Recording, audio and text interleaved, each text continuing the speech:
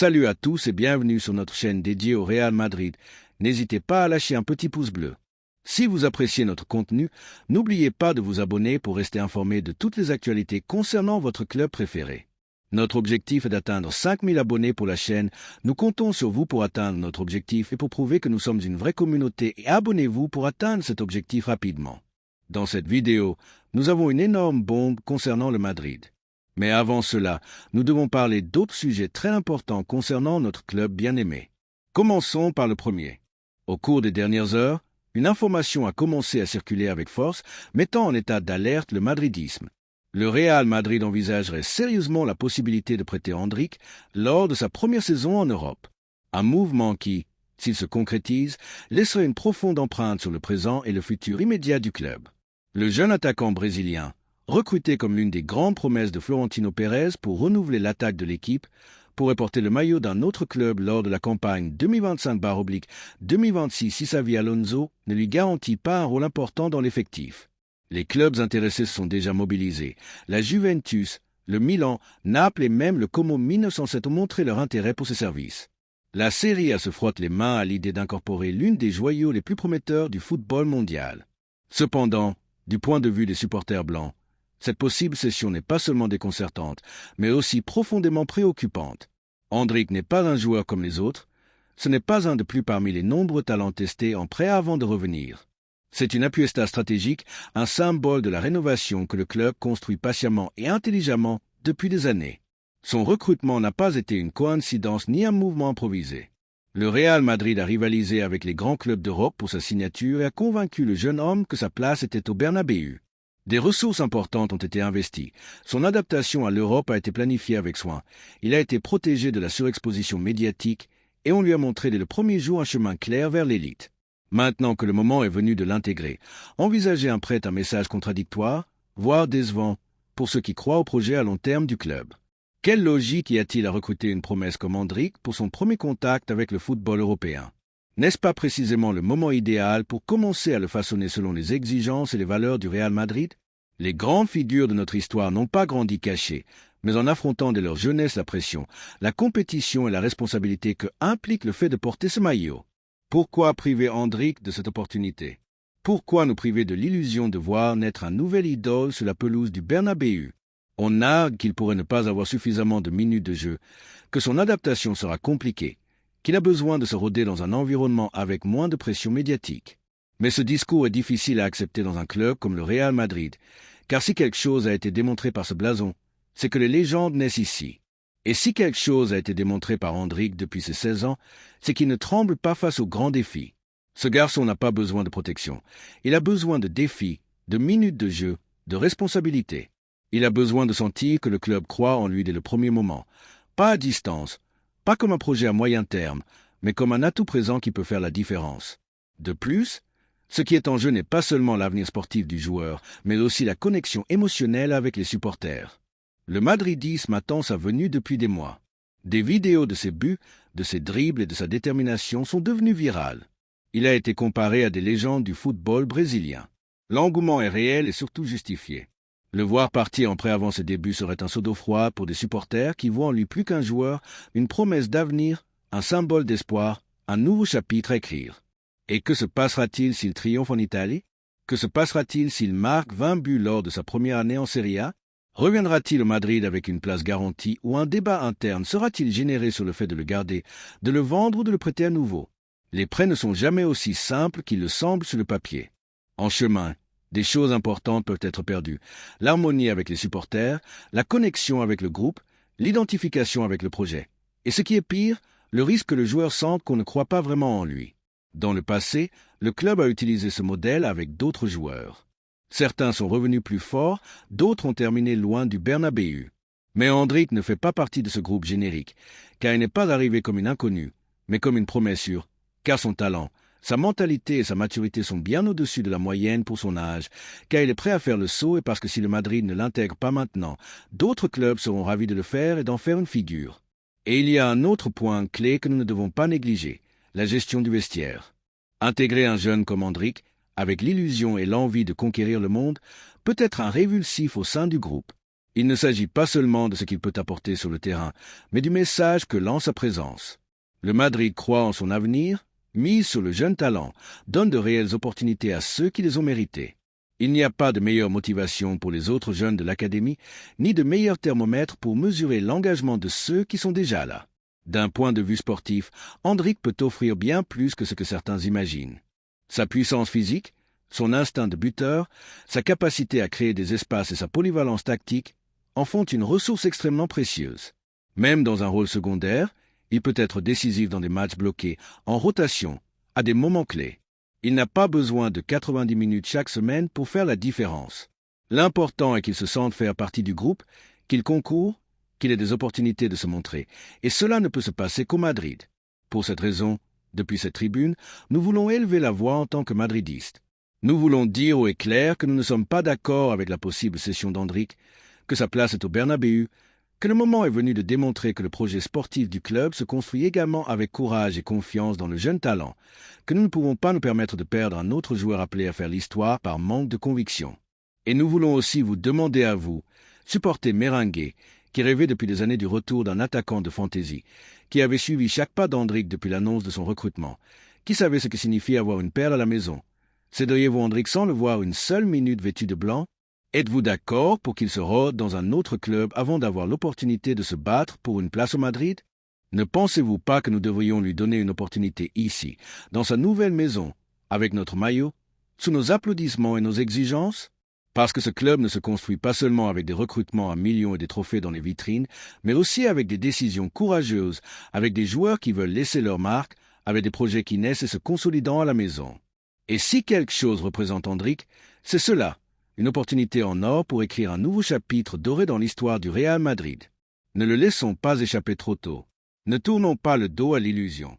Ne perdons pas notre chemin juste au moment où l'avenir frappe à la porte. Sa place est ici. Son histoire commence maintenant.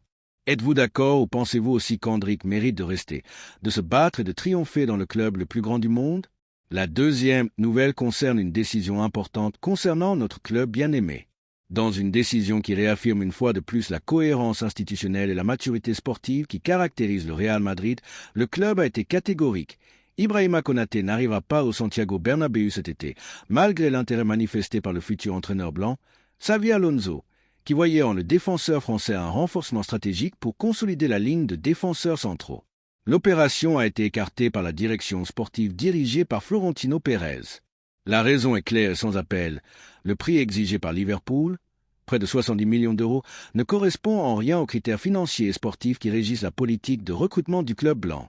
Konaté, malgré avoir été une pièce majeure en Premier League lors de la dernière saison, où il a même été clé dans la lutte pour le titre, ne renouvellera pas son contrat avec les Reds et son lien se termine en 2026.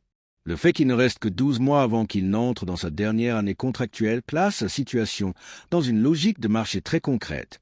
C'est un joueur qui pourrait arriver libre dans un an et précisément pour cela, le Real Madrid n'envisage en aucun cas de payer une somme exorbitante pour un footballeur qui, avec patience et intelligence, peut être incorporé à coût zéro dans un futur pas si lointain. Depuis les bureaux de Valdebea, on a opté pour la sérénité et le calcul rationnel. Le Real Madrid n'est pas un club qui réagit avec anxiété ni qui se laisse emporter par la pression de l'environnement. Florentino Pérez a construit un modèle de gestion qui a élevé le club au sommet du football européen pendant plus de 2 décennies. Ce n'est pas une coïncidence. Il s'agit d'une culture de planification, de contrôle budgétaire, de décisions réfléchies qui privilégient la durabilité sans jamais renoncer à la compétitivité. Et ce cas en est une nouvelle preuve. Xavi Alonso, qui sera chargé de diriger le banc blanc à partir de juillet, avait exprimé son désir de compter sur un défenseur central solide, expérimenté et physiquement imposant. Konaté répondait à tous ces critères, mais son prix élevé et sa situation contractuelle déconseillaient tout mouvement précipité.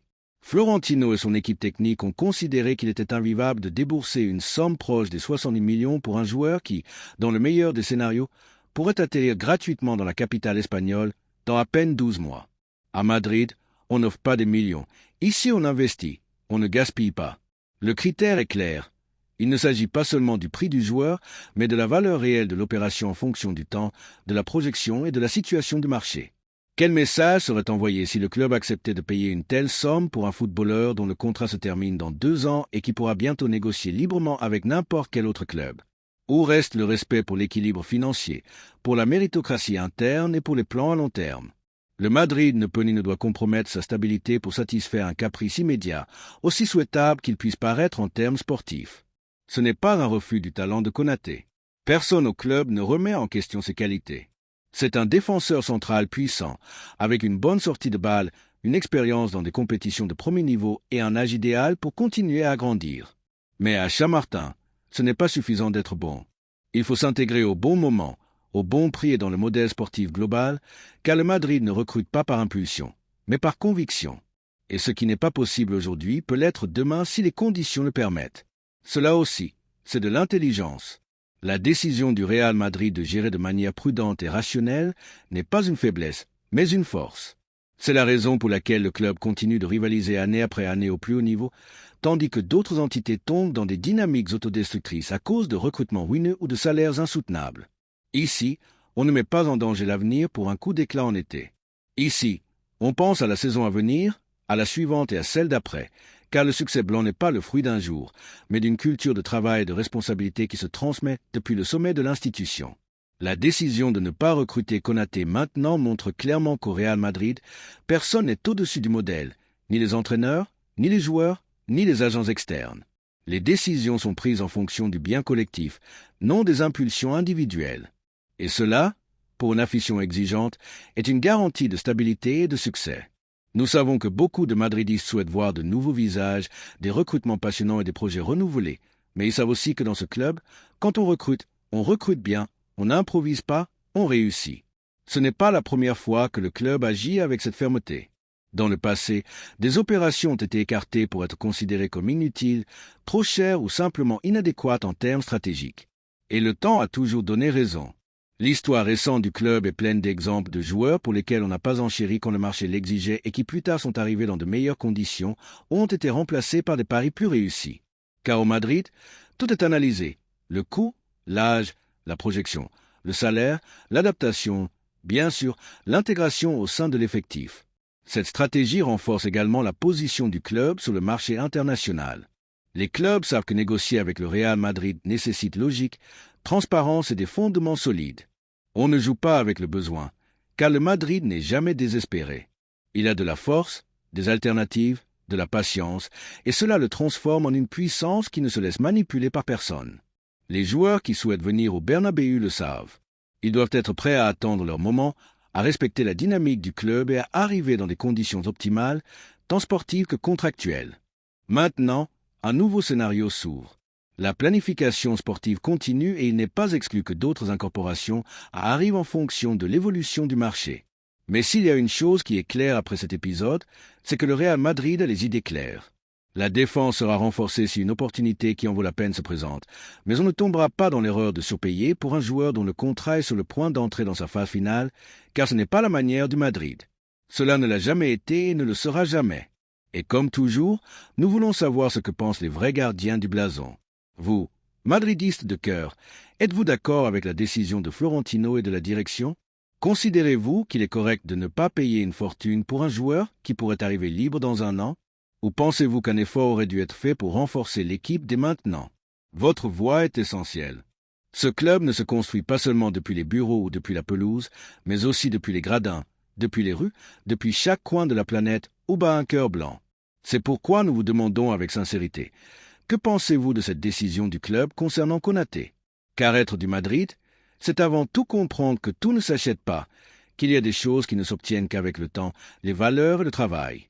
Et cela, madridiste, est la véritable essence de ce blason. La troisième nouvelle concerne un recrutement imminent au club. Le Real Madrid montre une fois de plus qu'il reste un club qui ne se repose pas sur ses lauriers, qui pense toujours à demain sans craindre de prendre des décisions difficiles. Cette fois, l'attention est portée sur David Alaba, le défenseur autrichien qui est arrivé avec beaucoup d'illusions en 2021, mais dont l'étape au Santiago Bernabéu semble toucher à sa fin. L'entité blanche lui a proposé une sortie négociée similaire à celle réalisée avec Eden Hazard, offrant une lettre de liberté accompagnée d'une compensation économique qui tournerait autour de 5 millions d'euros nets, en plus du salaire qui lui reste jusqu'en juin 2026. D'un point de vue madridiste, cette décision n'est pas seulement compréhensible, mais aussi judicieuse. David Alaba est un professionnel irréprochable, un footballeur qui a tout donné pendant son temps au club. Mais le football, surtout à ce niveau, n'attend personne. Les blessures ont considérablement réduit ses performances, sa disponibilité et son impact sur le terrain. Après de 33 ans et en pleine récupération d'une opération du ménisque après une grave rupture du ligament croisé, sa capacité à performer régulièrement dans l'élite est de plus en plus incertaine. Le Real Madrid, en revanche, est appelé à rivaliser pour tout chaque saison. Le niveau d'exigence à Chamartin ne permet ni concession ni paralysie par sentimentalisme. C'est pourquoi mettre fin à cette relation de manière professionnelle, élégante et planifiée est une manœuvre que nous applaudissons. La politique du Real Madrid s'est perfectionnée au fil des années. Le cas Hazard a servi d'exemple d'une étape qui s'est terminée sans drame, mais avec un apprentissage clair. On ne peut pas maintenir dans l'effectif des joueurs qui n'ont pas de continuité physique. Le madridisme, qui a toujours valorisé l'engagement et le professionnalisme, exige également des résultats tangibles, une compétitivité disponible et une fin sportive. Alaba, aussi intact que soit son engagement, ne peut pas offrir ces garanties. C'est pourquoi la direction blanche a décidé d'agir avec rapidité, efficacité et surtout en regardant vers l'avenir avec ambition. Le club ne peut se permettre de continuer à supporter les salaires élevés de footballeurs qui n'ont plus le poids d'avant dans l'équipe. L'objectif de cette opération est également de libérer de la masse salariale et de faire de la place pour un nouveau défenseur central de garantie. Et dans cette ligne apparaît le nom d'Ibrahima Konaté, central de Liverpool, jeune, puissant et avec une expérience internationale. Son contrat avec le club anglais se termine également en 2026, de sorte que le Madrid serait en position de négocier dans un contexte favorable, anticipant d'éventuelles situations contractuelles complexes comme celle vécue à Anfield avec d'autres joueurs clés. Konaté incarne parfaitement le profil recherché par le nouveau Real Madrid que dirigera Xavi Alonso, jeunesse, physique imposant, bonne sortie de balle et fin de titre. Incorporer un défenseur central avec ces caractéristiques serait un pari gagnant, qui renforcerait encore une défense ayant besoin de se rajeunir et de s'adapter au rythme du football moderne. Et pour qu'un joueur arrive, un autre doit partir. Dans ce cas, le départ d'Alaba n'est pas seulement une nécessité sportive, mais aussi stratégique. Il convient de souligner que la proposition du club à Alaba n'est pas un licenciement unilatéral ni une imposition. Il s'agit d'une négociation respectueuse, avec une offre claire qui cherche une solution bénéfique pour les deux parties. Le joueur recevrait une compensation économique raisonnable, pourrait chercher une destination où se sentir important, peut-être dans une ligue moins exigeante physiquement, et dirait adieu au club blanc avec les honneurs, sans tension ni reproche. C'est ainsi que les cycles doivent se fermer. Le Real Madrid l'a compris et l'applique avec intelligence. Certains secteurs de la presse ont commenté qu'Alaba veut rester, qu'il croit encore en sa capacité de récupération et qu'il n'exclut pas de se battre pour des minutes de jeu. Cette attitude est compréhensible chez un professionnel compétitif, mais la réalité est que sa situation physique est loin d'être fiable. Il n'a pas pu enchaîner une saison complète sans problème musculaire et sa dernière blessure le tiendra à l'écart jusqu'au second semestre 2025. Le Madrid peut-il se permettre d'attendre sans savoir s'il reviendra au niveau nécessaire? La réponse est claire, non. L'aficionado merengue doit comprendre que ce type de décision est ce qui a fait du Real Madrid une référence mondiale. La grandeur du club ne réside pas seulement dans les titres, mais dans sa capacité à se renouveler sans crainte, dans sa vision à long terme. Il n'y a pas de joueurs intouchables, et cela fait partie du succès soutenu que l'institution a connu. Aujourd'hui, c'est Alaba, hier c'était Hazard, demain ce sera un autre, mais le blason est au-dessus de tout nom. Et il faut être clair, le Real Madrid ne renvoie personne. Il offre une sortie digne, planifiée, sensée. Si Alaba accepte, il sera rappelé pour son professionnalisme. Sinon, il devra accepter son rôle secondaire et comprendre que le club avancera avec ou sans lui. Cette fermeté institutionnelle est ce qui permet au club d'attirer du talent, de maintenir son prestige et de toujours rivaliser pour tout. La possible arrivée de Konaté génère également une grande illusion. Nous parlons d'un défenseur qui a brillé en Premier League, qui a de l'expérience en Ligue des Champions et qui s'intégrerait parfaitement au style du Madrid. Physique, agressivité, capacité à jouer en ligne haute. Tout indique qu'il serait un renforcement d'impact immédiat. Il n'y a pas de temps à perdre. Si l'opportunité se présente, il faut la saisir. Le Bernabéu veut de la nouvelle énergie et Konaté peut l'offrir dès le premier jour. Ce mouvement indique également quelque chose de plus profond. Le Real Madrid travaille déjà sur l'effectif qui accompagnera Xavi Alonso lors de sa première année en tant qu'entraîneur. La transition sera clé et une partie du succès du nouveau projet passe par entourer le technicien de pièces qui s'adapte à son idée de jeu. La continuité de certains vétérans est en révision et des joueurs comme Alaba, bien qu'importants en leur temps, n'ont plus la même influence. Renouveler n'est pas une trahison, c'est une nécessité. Maintenant, je veux m'adresser directement à El Aficio Merengue. Que pensez-vous de cette décision? Êtes-vous d'accord pour que le club négocie le départ d'Alaba maintenant, libérant de la masse salariale et misant sur un nouveau défenseur central comme Konaté? Pensez-vous que c'est le moment juste pour faire ce pas? Pensez-vous que le respect institutionnel est maintenu dans cette opération ou qu'elle aurait dû être gérée différemment? De mon point de vue, la réponse est résolument affirmative. C'est une opération logique, respectueuse et visionnaire. C'est le type de décision qui distingue le Real Madrid des autres. Ici, nous ne restons pas à regarder le passé.